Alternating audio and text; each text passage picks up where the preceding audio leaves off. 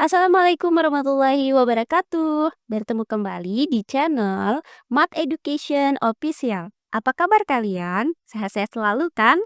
Dan tetap semangat belajar matematikanya. Pada pembelajaran kali ini akan kita pelajari materi di subbab yang pertama, yaitu penyajian data dalam bentuk diagram. Adapun submateri yang akan kita bahas kali ini adalah penyajian data dalam bentuk diagram dot plot. Baiklah, langsung saja kita simak materinya.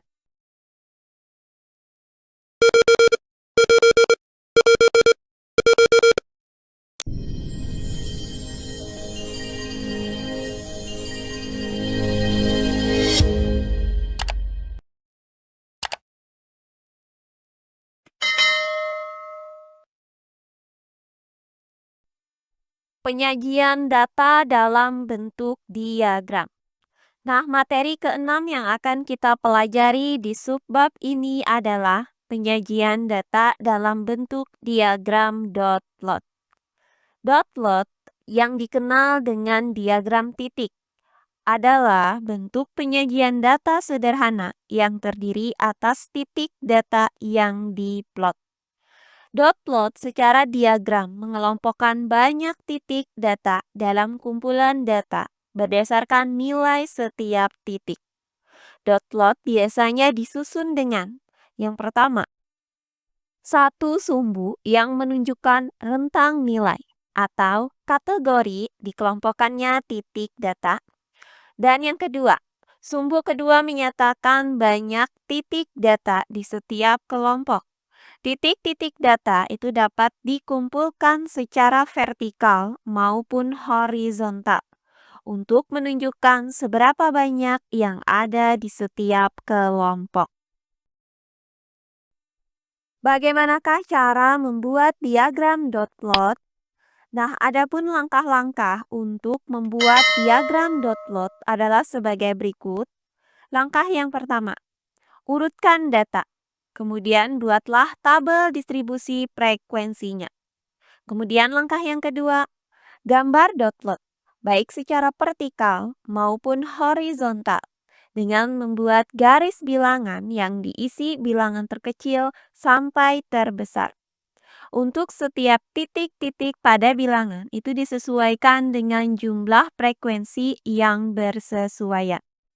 Nah, untuk diagram dot plot ini digunakan untuk data yang frekuensinya itu kecil. Sedangkan untuk frekuensinya yang tinggi itu akan sulit kita gunakan diagram dot plots karena akan terbentuk kumpulan titik-titik yang padat dan sulit dibaca. Jadi dot plot ini hanya digunakan untuk data yang frekuensinya itu kecil. Nah, untuk lebih jelasnya lagi bagaimana cara membuat diagram dot plot, perhatikan contoh-contoh soal berikut ini. Contoh soal yang pertama.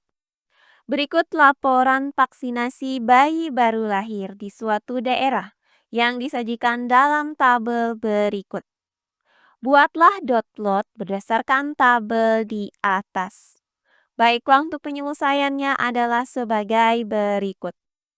Nah, diketahui pada tabel bahwa banyaknya bayi yang sudah divaksin di daerah A ada 7, kemudian di daerah B ada 3, kemudian di daerah C ada 5, dan di daerah D ada 1. Nah, karena datanya ini sudah ditampilkan dalam bentuk tabel distribusi frekuensi, maka tinggal kita gambarkan saja dot plotnya, yaitu sebagai berikut. Dot plot dari data banyaknya bayi yang sudah divaksin, yaitu sebagai berikut. Nah, untuk garis horizontal di sini kita tuliskan daerahnya, yaitu daerah A, B, C, dan D. Sedangkan untuk garis vertikalnya di sini kita tuliskan frekuensinya. Nah, selanjutnya tinggal kita gambarkan titik-titik pada masing-masing daerahnya. Karena banyaknya bayi yang sudah divaksin pada daerah A itu sebanyak 7, Maka kita buat 7 buah titik secara vertikal sebanyak 7 buah. Berikutnya, karena banyaknya bayi yang sudah divaksin pada daerah B sebanyak 3, maka kita buat 3 buah titik secara vertikal pada daerah B. Berikutnya, karena banyaknya bayi yang sudah divaksin di daerah C ada 5, maka kita buat 5 buah titik secara vertikal pada daerah C. Terakhir, karena banyaknya bayi yang sudah divaksin pada daerah D adalah 1, maka kita buat 1 titik di daerah D. Nah, inilah diagram dot plot dari data banyaknya bayi yang sudah divaksin. Berikutnya contoh soal yang kedua. Berikut data penjualan sepatu di toko A. Buatlah diagram dot plot yang menunjukkan ukuran sepatu yang terjual. Baiklah, untuk penyelesaiannya adalah sebagai berikut. Nah, perhatikan data di samping ini masih terbentuk secara acak. Maka, untuk membuat dot plot, terlebih dahulu kita buat data-data ini ke dalam bentuk tabel distribusi frekuensi. Maka, tabel distribusi frekuensi dari data penjualan sepatu di toko A berdasarkan ukuran sepatunya adalah sebagai berikut. Nah, berdasarkan data ini, di sini terdapat 8 ukuran sepatu, yaitu 38, 39, 40, 41, 42, 43, 44, dan 45. Nah, selanjutnya kita tentukan frekuensinya. Nah, untuk ukuran sepatu 38 ini ada sebanyak 1.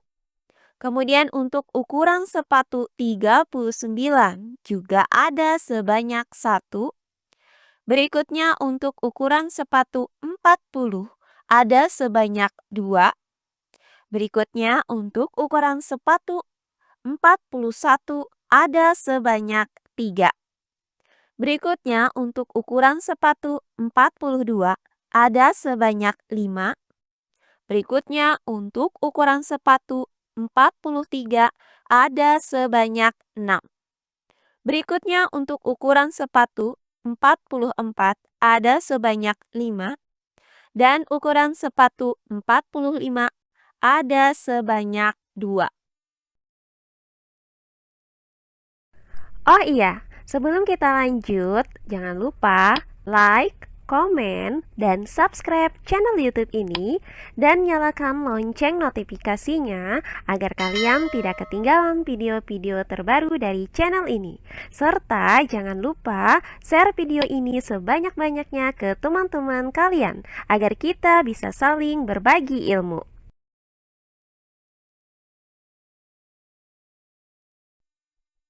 Nah, setelah dibuat tabel distribusi frekuensinya, maka selanjutnya tinggal kita buat diagram dot plot berdasarkan tabel distribusi frekuensi ini. Maka diagram dot plot dari data penjualan sepatu di toko A berdasarkan ukuran sepatunya adalah sebagai berikut. Nah, karena ukuran sepatu 38 ada sebanyak 1, maka kita buat 1 titik pada ukuran 38. Berikutnya, karena ukuran sepatu 39 ada sebanyak 1, maka kita buat kembali 1 titik pada ukuran 39. Berikutnya, karena ukuran sepatu 40 ada sebanyak 2, maka kita buat 2 titik secara vertikal pada ukuran 40. Berikutnya, karena ukuran sepatu 41 ada sebanyak 3, maka kita buat 3 titik secara vertikal pada ukuran 41. Berikutnya, Karena ukuran sepatu 42 ada sebanyak 5, maka kita buat 5 titik secara vertikal pada ukuran 42.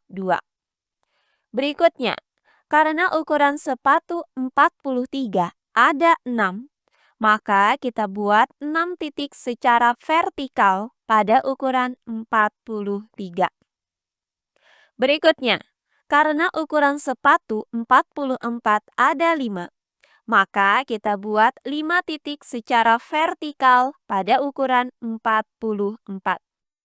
Terakhir, karena ukuran sepatu 45 ada sebanyak 2, maka kita buat 2 titik secara vertikal pada ukuran 45. Nah, inilah diagram dot plot dari data penjualan sepatu di toko A berdasarkan tabel distribusi frekuensi di samping ini. Nah, terakhir contoh soal yang ketiga. Tom dan teman-temannya berinisiatif melakukan penggalangan dana sekolah dengan menjual sekotak permen coklat. Setelah beberapa hari melakukan penggalangan dana, Tom membuat dot plot mengenai hasil penjualan permen coklat. Dot plot yang dibuat seperti berikut ini. Berilah tanda centang pada kolom benar atau salah berdasarkan pernyataan berikut yang sesuai. Untuk pernyataan yang pertama, banyak permen coklat yang terjual pada hari ketiga adalah 5 kotak. Untuk pernyataan yang kedua, permen coklat yang terjual pada hari ke-8 paling sedikit daripada penjualan hari lainnya. Pernyataan yang ketiga, penjualan permen coklat paling banyak itu terjadi pada hari ke-10. Terakhir, pernyataan yang keempat, penjualan permen coklat pada hari ke-5, 2 kotak lebihnya dari hari ke-1. Baiklah, untuk penyelesaiannya adalah sebagai berikut. Perhatikan diagram dot plot di samping ini. Nah, di sini akan kita tentukan banyaknya titik untuk masing-masing hari pada diagram dot plot ini. Untuk hari pertama, karena banyak titik ada 10, maka banyaknya permen coklat yang terjual pada hari ke-1 adalah 10 kotak. Berikutnya untuk hari kedua. Karena banyaknya titik ada 8, maka banyaknya permen coklat yang terjual pada hari kedua ada sebanyak 8 kotak. Berikutnya untuk hari ketiga. Karena banyaknya titik ada 5, maka banyaknya permen coklat yang terjual pada hari ketiga ada sebanyak 5 kotak. Untuk hari keempat, karena banyaknya titik ada 6, maka banyaknya permen coklat yang terjual pada hari keempat ada 6 kotak.